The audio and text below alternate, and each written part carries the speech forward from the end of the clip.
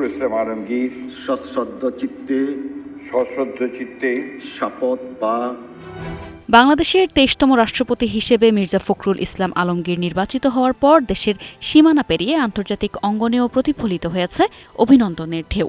ভারত, পাকিস্তান ও নেপাল থেকে শুরু করে চীন, ফ্রান্স, সুইজারল্যান্ড, জার্মানি, যুক্তরাজ্য ও নাইজেরিয়া সহ বিভিন্ন দেশ নতুন রাষ্ট্রপতিকে শুভেচ্ছা জানিয়ে বাংলাদেশের সঙ্গে সম্পর্ক আরও গভীর ও শক্তিশালী করার প্রত্যাশা ব্যক্ত করেছে। এসব বার্তায় শুধু অভিনন্দন নয়, উঠে এসেছে কূটনৈতিক বন্ধুত্ব, পারস্পরিক সহযোগিতা ও ভবিষ্যৎ অংশীদারত্বের নানা ইঙ্গিত। নগদ নিয়ে এলো হার না মানা হার অফার। সর্বনিম্ন 10,000 টাকা রেমিটেন্স নগদে পাঠালে থাকছে স্বর্ণের হার জেতার সুযোগ।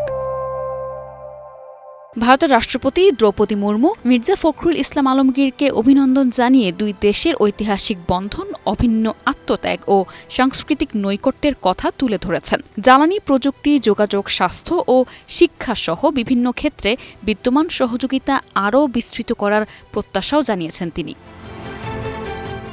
পাকিস্তানের প্রেসিডেন্ট আসিফ আলী জারদারি নতুন রাষ্ট্রপতিকে অভিনন্দন জানিয়ে বাংলাদেশ পাকিস্তানের ঐতিহাসিক ও সাংস্কৃতিক সম্পর্কের কথা স্মরণ করেন। একই সঙ্গে মির্জা ফখরুলকে পাকিস্তান সফরের আমন্ত্রণ জানিয়ে দুই দেশের সম্পর্ককে আরও গভীর করার প্রত্যাশা ব্যক্ত করেন। নেপালের রাষ্ট্রপতি রামচন্দ্র পৌডেল মির্জা ফখরুল ইসলাম আলমগীরকে নতুন দায়িত্বে সাফল্য কামনা করে বাংলাদেশ নেপালের দীর্ঘদিনের বন্ধুত্ব আরও সুদৃঢ় করার অঙ্গীকার ব্যক্ত করেছেন। দুই দেশের জনগণের পারস্পরিক যোগাযোগ ও সম্পর্ক আরও নিবিড় করার ওপরও গুরুত্ব দেন তিনি।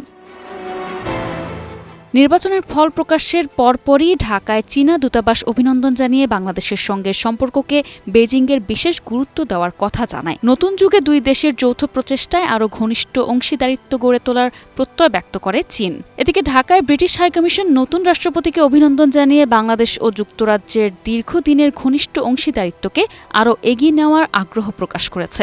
দুই দেশের বিদ্যমান সম্পর্কের ভিত আরও শক্ত করার বার্তাই ছিল তাদের শুভেচ্ছায়।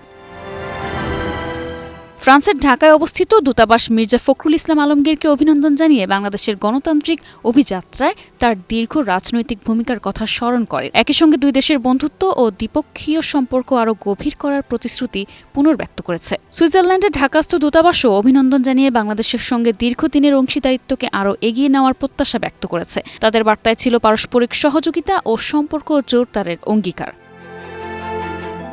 জার্মান দূতাবাসের পক্ষ থেকে নতুন রাষ্ট্রপতিকে অভিনন্দন ও তার দায়িত্বে সর্বাঙ্গীন সাফল্য কামনা করা হয়েছে। একই সঙ্গে বাংলাদেশ জার্মানির ঘনিষ্ঠ অংশীদারিত্ব ভবিষ্যতে আরও শক্তিশালী হবে এমন প্রত্যাশা জানিয়েছে দেশটি। অপরদিকে নাইজেরিয়ার ফেডারেল সরকারও মির্জা ফখরুলের নির্বাচিত হওয়াকে বাংলাদেশের গণতান্ত্রিক অগ্রযাত্রার একটি গুরুত্বপূর্ণ অধ্যায় হিসেবে উল্লেখ করে অভিনন্দন জানিয়েছে। রাষ্ট্রপতি, সরকার ও বাংলাদেশের জনগণের প্রতি শুভেচ্ছা জানিয়ে দেশটি ভবিষ্যৎ সম্পর্ক আরও এগিয়ে নেওয়ার বার্তা দিয়েছে।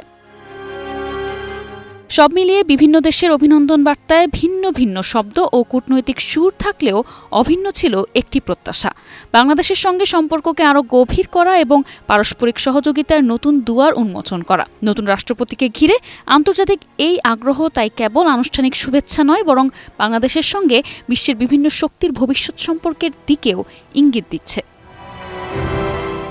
নিশা আলম, 21 টেলিভিশন।